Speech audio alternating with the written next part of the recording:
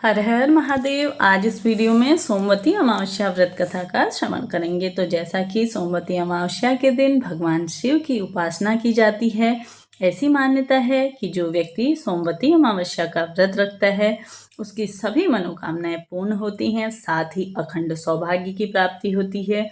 इस दिन सोमवती अमावस्या की कथा का पाठ करने से, कथा सुनने से भी सभी प्रकार के रोग दोष कष्ट दूर हो जाते हैं। तो जैसा कि एक समय की बात है, एक गरीब ब्राह्मण परिवार था। उस परिवार में पति पत्नी के अलावा एक पुत्री भी थी। वह पुत्री धीरे धीरे बड़ी होने लगी। उस पुत्री के समय और बढ़ती उम्र से सभी स्त्रियों चित्त गुणों का विकास होने लगा। वह लड़की सुंदर, संस्कारवान एवं गुणवान थी, किंतु गरीब होने के कारण उसका विवाह नहीं हो पा रहा था।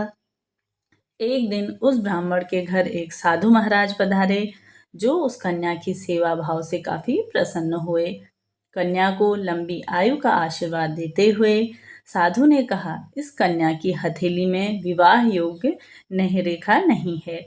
तब ब्राह्मण दंपत्ति ने साधु से उपाय पूछा कि कन्या ऐसा क्या करे कि उसके हाथ में विवाह का योग बन जाए।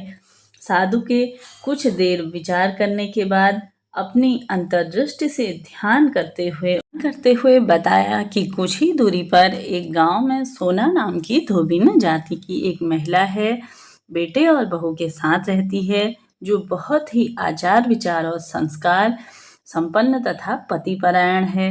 यह कन्या अगर उसकी सेवा करे और वह महिला उसकी शादी में अपने मांग के लिए सिंदूर लगा दे, तो उसके बाद इस कन्या का विवाह हो सकता है।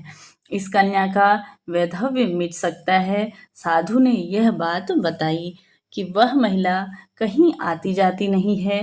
यह बात सुनकर ब्राह्मणी ने अपनी बेटी से धोबिन की सेवा करने की बात कही। अगले दिन ही प्रातःकाल वह उठकर सोना धोबिन के घर जाकर साफ सफाई और अन्य घर के सारे काम करके वापस घर आ गई। एक दिन सोना धोबिन अपनी बहू से पूछती है कि तुम तो सुबह ही उठकर सारे काम कर लेती हो और पता भी नहीं चलता। बहू ने कहा, माँ जी, मैंने तो सोचा कि आप सुबह उठकर सारे काम खुद ही खत्म कर देती होगी, मैं तो देर से उठती हूँ। इस पर दोनों सास बहू निगरानी करने लगी कि कौन है जो सुबह ही घर का सारा काम करके चला जाता है। कई दिनों के बाद धोबिन ने देखा कि एक कन्या अंधेरे में घर पर आती है और सारे काम करके वहां से चली जाती है। जब वह जाने लगी तो सोना धोबिन उसके पैरों पर गिर पड़ी। पूछने लगी कि आप कौन हैं और इस तरह छुप कर मेरे घर का चाकरी क्यों करती हो। तब कन्या ने साधु द्वारा कही गई सारी बात सोना धोबिन को बताई। सोना धोबिन पतिपरायण थी, उसमें तेज था। वह तैयार हो गई और सोना धोबिन ने, पति उसका थोड़ा सा अस्वस्थ था, उसने अपनी बहू से अपने लौट आने तक घर पर ही रहने को कहा। सोना धोबिन ने जैसे ही अपनी मांग का सिंदूर उस कन्या की मांग में लगाया, उसका पति तुरंत ही मर गया। उसे इस बात का पता चल गया।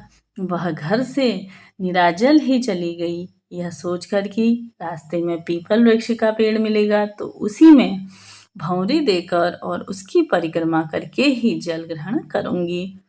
उस दिन सोमवती अमावस्या थी।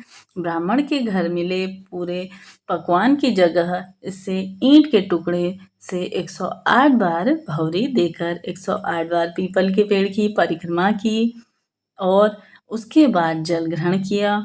ऐसा करते ही उसके पति को मुर्दा शरीर से वापस जान आ गई। धोबिन का पति वापस जीवित हो उठा। तो इस तरह से सोमवती अमावस्या की महिमा है। तो बोलिए हर हर महादेव। इस दिन पीपल वृक्ष का पूजन आप सभी को अवश्य से करना चाहिए। साथ ही साथ दीपदान इस दिन अवश्य से करें। छोटे से उपाय भी आपके जीवन को सुखमय बनाते हैं। माना जाता है कि सोमवती अमावस्या सभी अमावस्याओं में से सर्वश्रेष्ठ अमावस्या के रूप में मानी जाती है। साथ ही साथ सोमवती अमावस्या के दिन महादेव और माता पार्वती का पूजन अवश्य से ही करना चाहिए। साथ ही साथ अपने पितरों के निवृत्त भूदान, गोदान, वस्त्रदान, तर्पण इत्यादि श्राद्ध अवश्य से ही करने चाहिए। माना जाता है कि इस दिन किया गया पिंडदान भी आपको जीवन को स्वतः ही सुखमय बनाता है। साथ ही साथ सोमवती अमावस्या के दिन आप सभी को गंगा स्नान अवश्य से करना चाहिए। माना जाता है कि भाद्रपदी अमावस्या को कुशोत्पाटिनी या कुशग्रहणी अमावस्या के नाम से भी जाना जाता है। शास्त्रों में अमावस्या का बहुत ही महत्व माना जाता है। ऐसे में दान देते समय सूर्य देव को जल चढ़ाएं और साथ ही अन्य कई कार्य भी जैसे कुश का उपयोग किया जाता है। कहा जाता है कि माना जाता है कि इस दिन आप सभी को कूस घास जैसा कि जो पितरों के निवृत्त कार्य में ली जाती है उसे आप स्टोर करके रख सकते हैं। पूरे साल भर इसका यूज़ आपको कर लेना चाहिए। साथ ही माना जाता है इस दिन आप सभी को प्रति कार्य में हर एक कार्य में कूस घास का प्रयोग अवश्य करना चाहिए। सूर्य देव को जल चढ़ाते समय या अन्य कार्यों में भी आपको कूस का प्रयोग अवश्य से करना चाहिए। यह थी सोमवती अमावस्या व्रत कथा। मिलते हैं नेक्स्ट वीडियो में, तब तक के लिए हर हर महादेव।